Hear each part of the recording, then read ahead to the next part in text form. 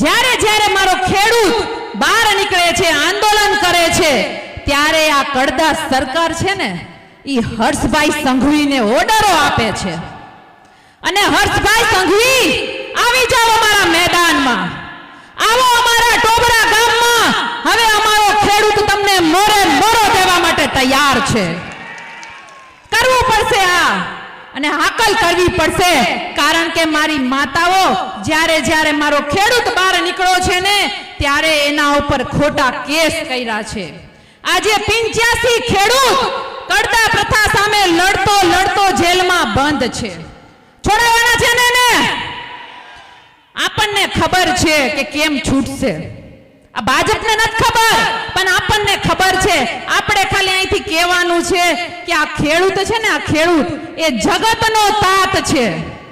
ટેપા ભાંગીને ધાન ઉગાડીએ છીએ અને પાટું મારીને પાણી કાઢીએ છીએ. આપણે એને કહેવાનું છે કે અમારે તમારા ભીખની જરૂર નથી. જેલના તાળા તોડતા અમને આવડે છે અને તમારી સરકાર તોડતા પણ અમને આવડે છે. આ પડકાર તમારે ફેંકવો પડશે.